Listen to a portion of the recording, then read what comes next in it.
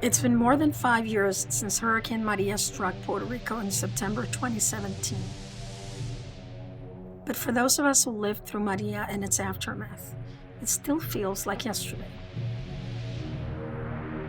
The Category 4 storm devastated our island. It led to unimaginable hardship and misfortune. But in every tale of suffering, there is another story, one of overcoming. When I recently returned to Puerto Rico, my home, Maria was at the forefront of my mind, and so were a group of women who still inspire me. Mi nombre es Shero y autorizo. Mi nombre es Yadrica Sánchez. Yo me llamo Lucrisel Vázquez Rodríguez. I visited the women at their home, a public housing project called Torres de Francia, located in a very poor neighborhood in San Juan, the capital of Puerto Rico. The day Hurricane Maria struck and the days that followed still haunt the residents of that community. Bien tardecita en la noche. Ya estaba lloviendo, estaba haciendo viento, pero... It was raining very late at night. It was also windy. But when the water began to pour in through the windows, I went into a state of panic. My apartment was completely filling with water. I didn't know what to do. I couldn't get the water out. The more I tried to push the water out, the more the water came in. Maria turned public housing projects like Torres de Francia into human prisons, potential death traps. But the women who lived there quickly turned panic into action, setting up a makeshift kitchen to feed hundreds in their community. When I saw these brave women again, I remembered why they have remained tattooed on my soul from the moment I met them 5 years ago. Their passion towards the well-being of others, their relentless pursuit of what was right for their community, even when faced with disaster, is still palpable.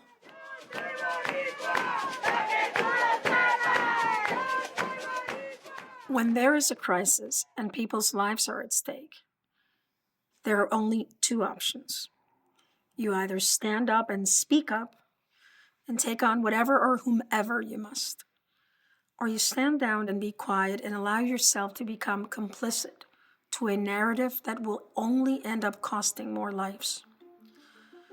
So standing up is not only something that has to be done, it is something we have to be committed to doing.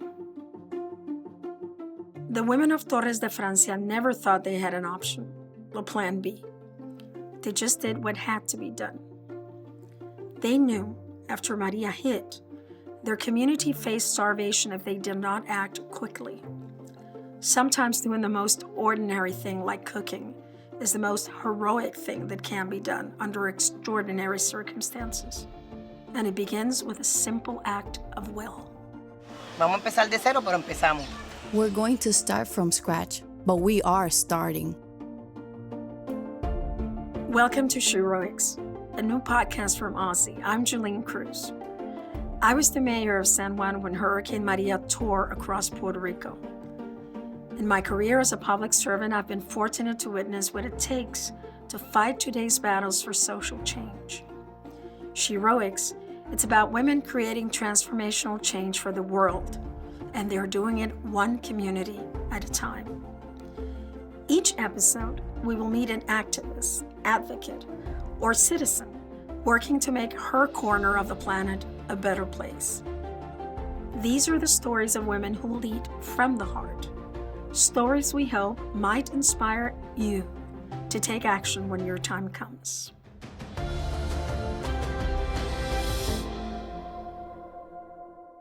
I wanted to begin this series with a personal story that is very near and dear to my heart.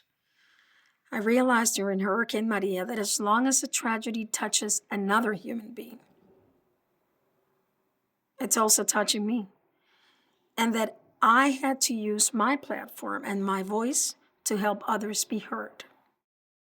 I've learned that leadership is not an issue of titles or positions. Leadership can be found in the most unexpected places. You don't have to be on the 6 o'clock news to be a leader. Every day, in every community, there's almost always a woman or a group of women who are the ones who push things forward and change their corner of the world. The story of the women of Torres de Francia still lives in my heart. These women exercised the most powerful leadership ever. The power of love. Tuvimos que reinventarnos, We tuvimos que had bregar to con lo que reinvent. teníamos. We had to deal with what we had, and we had to move on. And we got ahead. The world begins counting with Hurricane Maria, which hit Puerto Rico on September 20th, 2017. But we can't forget that 2 weeks earlier, Puerto Rico was also hit by Hurricane Irma. Hurricane Irma plowing through the Caribbean with 185-mile-per-hour winds, leaving a wake of destruction in her path. Puerto Rico slammed with a 1-2 punch. Pounding rain and howling wind sent residents searching for cover. Power was already out in most of Puerto Rico after Irma, but it was slowly, very slowly, but surely coming back. We had already set up the largest shelter in Puerto Rico, which was at the Roberto Clemente Coliseum in San Juan. Then, after everyone in the shelter had found a place to stay or gone back to their homes, that's when we hear another hurricane is coming. Hurricane Maria, a powerful Category 4 storm, is now barreling towards Puerto Rico. We are very worried. Today in San Juan, a frantic scramble for supplies. Again, just days after Irma, Maria has rapidly intensified. The government now declaring a state of emergency, rationing basic provisions like water and baby formula. The radar showed that Puerto Rico would disappear completely under Maria. We had about 16 hours of total silence as the storm swallowed the island.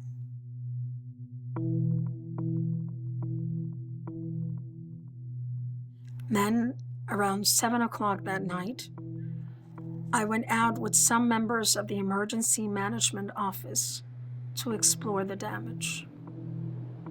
There were still tropical storm winds. Because I don't weigh very much, they had to strap me to a car with a rope so that the wind would not blow me away. I've never seen a war zone. I've only seen pictures. And in those pictures of wars, you see the desolation, the stillness. And that's what I saw. It was eerie. The silence. The total silence.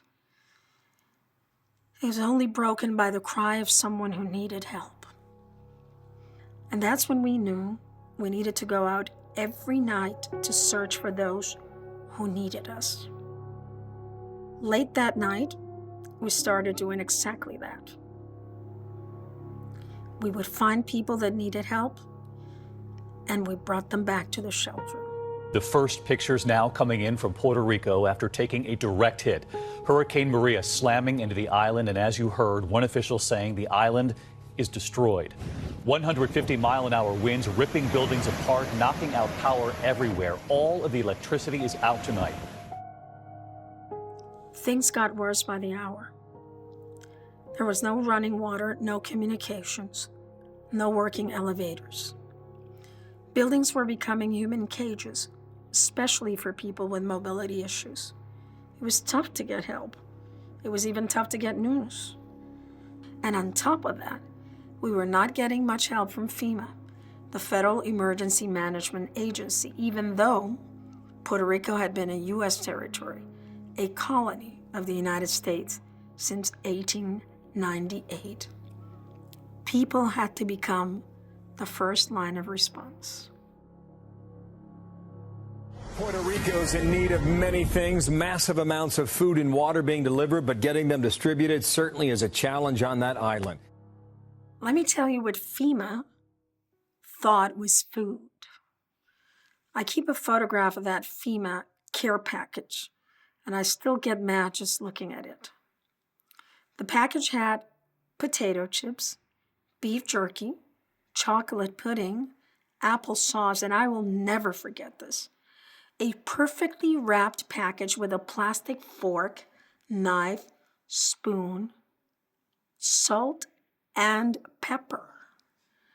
What the heck were we going to need the salt and pepper for.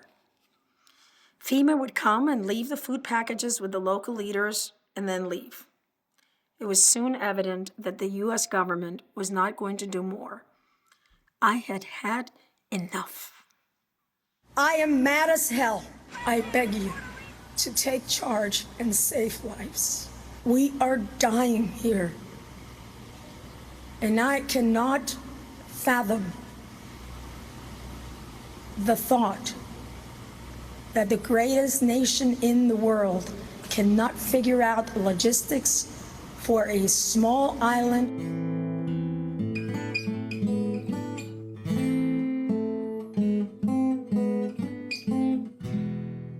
Fortunately, relief started to pour in from other sources. Volunteers arrived from New York, supplies from the diaspora in Chicago, Operation Blessing, food and water from Florida and from Goya, Giovanni, Tres Monjitas, Suicidade, CORE, and other companies and non-governmental organizations. We formed a massive food collection and distribution center in the Coliseum with beans, rice, milk, chocolate cortés, and other vital supplies.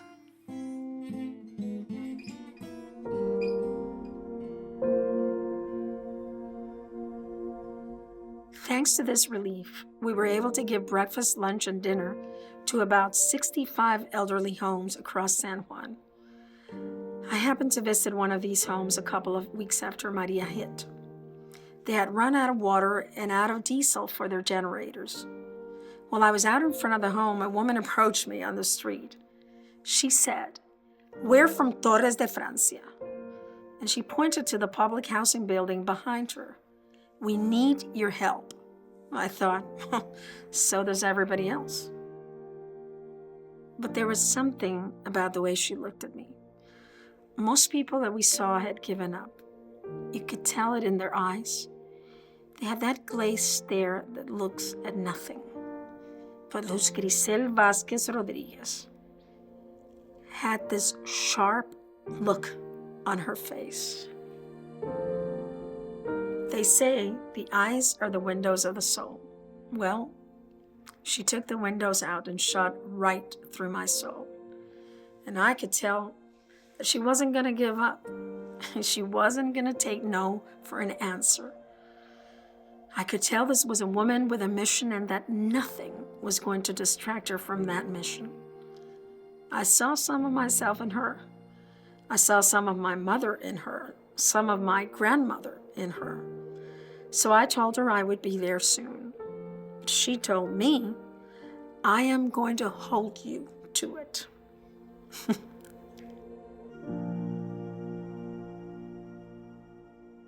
At first, the inhabitants of Torres de Francia, like everyone else in Puerto Rico, had been knocked off their feet by Maria. There were a lot of people crying, a lot of people who were sad, and it was tough to see. It was very hard what we went through. Everyone in the community faced the same level of devastation. No one can say I'm worse than you because we're all living in the same situation. You have to be able to put yourself in someone else's shoes. If I feel like this, how would a person that doesn't have anything feel? Luz Grisel took me around the building where the women of Torres de Francia had begun to build a community kitchen just outside. They had scavenged anything they could find from the rubble. They had taken wood from the debris to build fires to cook over, making sure the wood was dry before using it. These are the little details, the thousands upon thousands of small acts of logistics that make a difference. Soon, the women had the ability to cook for over 400 families, lunch and dinner. Large pots cooking over wooden fires. They didn't wait for anyone to help them. They asked around for anything people could spare that they could cook. Beans, sauce, rice, meat. They put together their own community kitchen. 5 years later, talking to them, I can see the tears welling up in the women's eyes. And I tell you, I get teary myself thinking about what they accomplished. These women said, we're going to do what comes natural to us. We're not only going to feed our family, we're going to feed everyone's family. Mi mamá me enseñó a no rendirme nunca. ¿Y tu mamá se llama? My mom taught me never to give up. My mom was not the easiest, but when she wanted something done, she would do it no matter what. She never gave up. She said, I'm going to do this. I'm going to do it. I am going to do it. I'm going to do it. And in a situation of life and death, it means a lot when you're taking the bread from your mouth and giving it to someone else that you recognize as more vulnerable. It is a lifeline. You put someone on the path to life and take them away from the path of death. These women did it without missing a beat. There was a rhythm to it. There was a let's get it done attitude all the time, every single day. Every single day. And that type of perseverance is contagious. It breeds hope. I always say the same thing. Better times will come. The world doesn't end here. Very quickly, the women of Torres de Francia became an example of how to weather the storm literally and how to move forward. Whatever you do, just look ahead. There's no time for tears, although they shed tears. There's no time for emotion, although what moved them was pure and raw emotion. There's no time for weakness. We must keep moving forward. We have to be resilient. We must reinvent ourselves. We have to keep on going because it's not like the kids know that they don't have food. Not long after I met the women of Torres de Francia, I took them to the Colosseum. When they saw the food that we had collected, I remember them holding each other and crying. They knew that they were going to be able to continue to do good in their community, to give a lifeline to people in need. I don't think there's anything more important to a woman than making sure her family eats and survives. And here these women are not just helping their immediate families, they're taking the word community and giving it a whole different spin, saying, not on my watch. You're not going to go hungry on my watch. You're not going to die on my watch. And that strength and resilience will help guard their community against future disasters and setbacks. Yes, the need is there, and we will have the need again, because Maria is not going to be the only storm that is going to pass through Puerto Rico. And they were right. As of this taping, Hurricane Fiona brought devastating losses and historic flooding to Puerto Rico. An island-wide blackout struck. Many people were cut off from services and had no access to clean water. It was evident we had wasted 5 years in the reconstruction process and that we were no further ahead than on that September of 2017. A state of emergency in Puerto Rico. At this hour, Hurricane Fiona is slamming the island with 85-mile-per-hour sustained winds. The governor of Puerto Rico is calling the damage catastrophic. The women of Torres de Francia showed us that people are not waiting for the government to do everything people need. If they have the raw material to do it themselves, they do it. Sometimes we think helping people means giving them what we think they need, but often helping is just about being a platform for them to achieve what they know they need.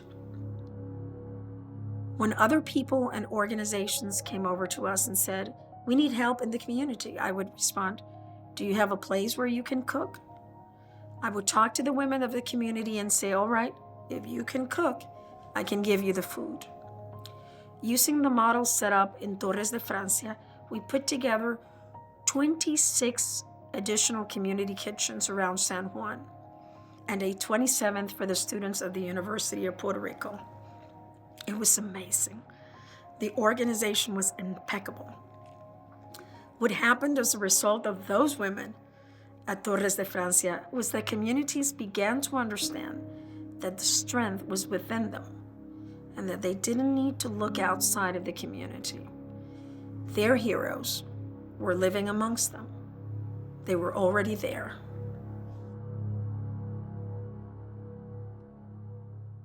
I asked the women of Torres de Francia if they consider themselves to be heroes. Si sientes que lo que hiciste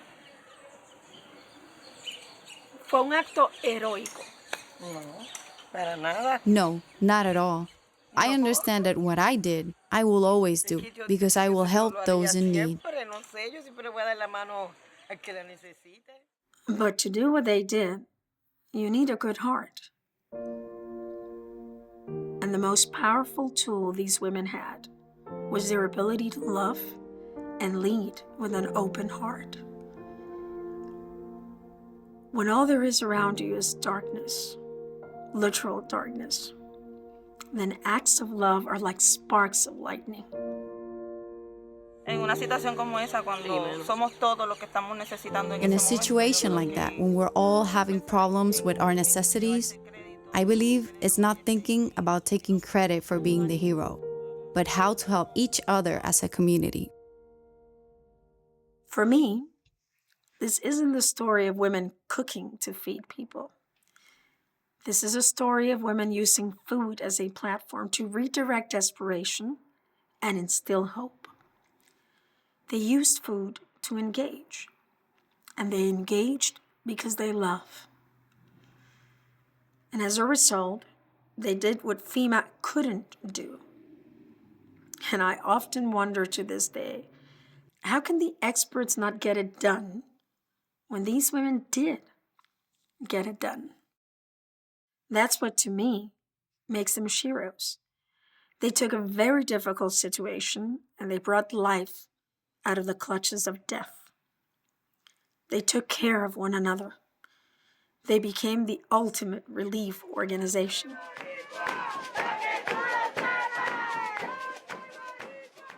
People often ask, so how are things in Puerto Rico? And of course, they're hoping for the good answer. They're hoping for, oh, every home is fixed. The electrical grid is working fine. Problem is that this is the crisis that just keeps on going. The electrical grid remains unstable. We had a political unrest, 2 earthquakes, and then the pandemic, and of course, Hurricane Fiona after that. This morning, across Puerto Rico, an urgent power struggle. Frequent blackouts, at times impacting hundreds of thousands of people. We are having practically weekly shutdowns. There are also more than 200 schools that could not open at the beginning of the school year because of the poor conditions they are experiencing. So this is a crisis that has not been fixed. My grandmother used to say, "Did you start the fight?" She expected the answer to be no. She would then ask, "Did you finish the fight?" I learned that you may not start the fight, but you must always, always finish it. No matter what the odds are or the price you must pay, you must always finish the fight. And these women of Torres de Francia, these sheroes, they keep on fighting. They fight every day for their children and their community. And they are determined to finish this fight. We find sheroes in every community. And I'm sure everyone listening knows one that they can talk about. Think about it. We want to hear from you. We want you to tell us about those sheroes that change your community every day. Maybe they're not on the 6 o'clock news, but they should be, because they do extraordinary things. So email us at sheroes@aussie.com with your story. Who knows? Maybe their sheroics will be featured on an upcoming episode.